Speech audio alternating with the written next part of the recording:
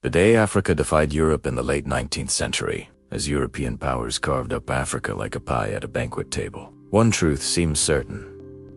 No African kingdom could stand against Europe's guns, cannons, and modern armies. Nation after nation fell under colonial domination. Kings were dethroned, cultures were crushed.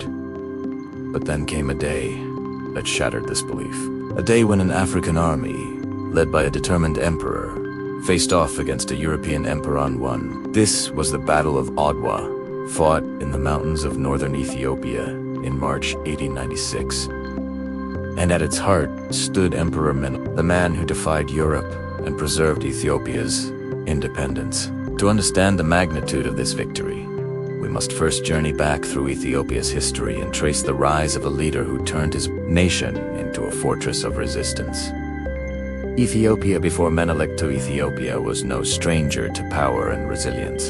Its roots stretch back to the ancient kingdom of Axum, one of the great civilizations of the world. A land mentioned in the Bible and celebrated in both African and Middle Eastern chronicles. Unlike much of Africa, Ethiopia had embraced Christianity as early as the 4th century, giving it a unique identity. Over centuries, it resisted waves of invaders from Islamic sultanates to Ottoman forces. Its mountainous terrain and strong warrior traditions helped it endure. By the 19th century, Ethiopia was fragmented into rival regions, ruled by princes and warlords, a period known as the Zami Mesafint, or era of the princes.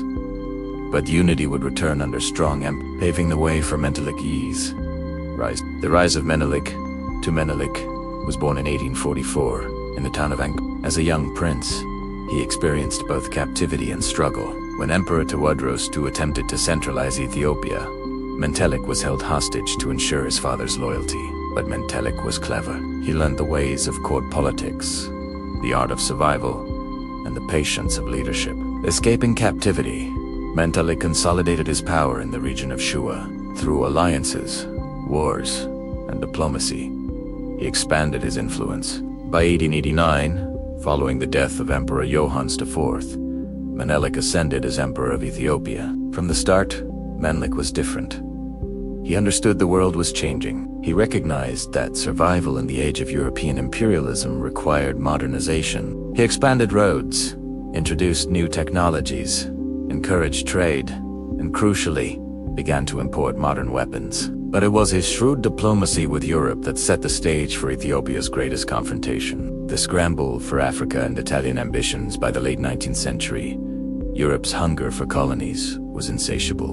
The Berlin Conference of 1884–85 had formalized the scramble for Africa, with European powers dividing the continent with little regard for its peoples or history. Italy, a relatively young and ambitious nation, sought to build its own empire in Africa. It had already seized Eritrea on the Red Sea coast and dreamed of expanding inland to dominate Ethiopia. In 1889, Menelik signed the Treaty of Wuchale with Italy. The treaty, however, existed in two versions, one in Amharic, one in Italian. In the Amharic version, Ethiopia recognized Italian control of Eritrea while maintaining full independence. But the Italian version included a protectorate clause claiming that Ethiopia was now under Italian protection. Menelik soon discovered this deception. To the Italians, Ethiopia was their colony. To Menelik, it was a sovereign kingdom.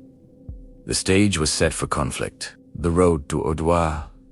Ethiopia mobilizes when diplomacy failed. Menelik turned to his people. In 1895, he issued a call to arms that rang across the mountains and valleys of Ethiopia. Chiefs, warriors, peasants, and priests all answered. From every corner of the empire, men gathered Oromo cavalry, Amhara infantry, to grand fighters. They came on horseback and on foot, carrying shields, spears, and rifles. Women also joined, carrying supplies, tending to the wounded, and supporting the cause. By some estimates, Menelik assembled an army of over 100,000 men, the largest African force ever mobilized against a European power. What made Ethiopia formidable was not just numbers, but modern weapons. Menelik had spent years acquiring rifles and artillery from Russia, France, and other sources. His army was a blend of tradition and modernity, faith and firepower. Meanwhile, the Italians underestimated Ethiopia, confident in their European superiority. They sent an army of about 17,000 troops, supported by artillery and local auxiliaries, to crush Menelik. The Battle of Adwa, March 1st, 1896. The two forces met in the rugged mountains near the town of Adwa, in northern Ethiopia. The terrain favored Menelik, who knew every valley and ridge. As dawn broke on March 1st, 1896, the Italians advanced, divided into separate columns. This proved disastrous. Ethiopian scouts relayed their movements, allowing Menelik to strike with precision. Wave after wave of Ethiopian warriors crashed upon the Italians. The air thundered with musket fire, cannon blasts, and war cries. The Ethiopians, outnumbering the Italians 6-1, overwhelmed them with sheer force and determination. Italian positions crumbled. Entire units were annihilated. Thousands surrendered. By midday, the Italian army was in full retreat. Over 7,000 Italians were killed, and the rest captured or scattered. The Ethiopians had won not just a battle, but a symbol of resistance for all Africa. The aftermath. Shockwaves across the world, the defeat at Adwa stunned Europe. It was the first time in modern history that an African army had decisively beaten a European colonial power. Newspapers across Europe and America carried the headlines. Italy, humiliated, was forced to sign the Treaty of Addis Ababa in 1896, recognizing Ethiopia's full independence.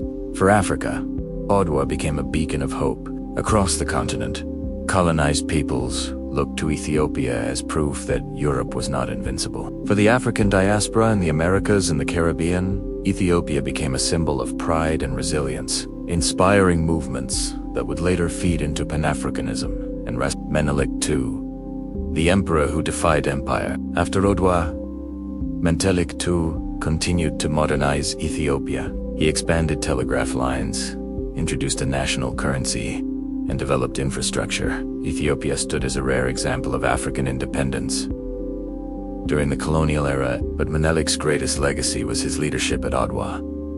He combined diplomacy, foresight, and faith to achieve a victory that reshaped history. He proved that with unity and determination, Africa could resist domination. The legacy of Adwa today, the Battle of Adwa, is still celebrated every year in Ethiopia on March 2nd as a national holiday. Statues of Menelik II stand tall in Addis Ababa, reminding Ethiopians of their heritage. The golden victory at Adwa continues to inspire African leaders, freedom fighters, and thinkers. Globally, Adwa is remembered as a turning point in the struggle against colonialism. It forced Europe to acknowledge that not all of Africa could be conquered, and it showed the world the strength of African leadership and unity. Closing reflection.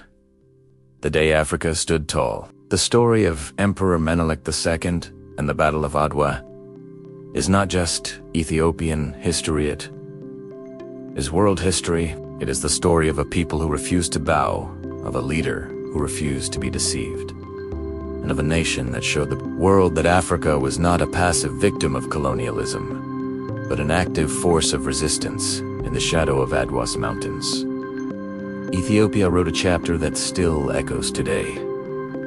A chapter of courage, sovereignty, and triumph. When we speak of freedom, when we speak of dignity, when we speak of the power of Unity, Adwa will always be remembered.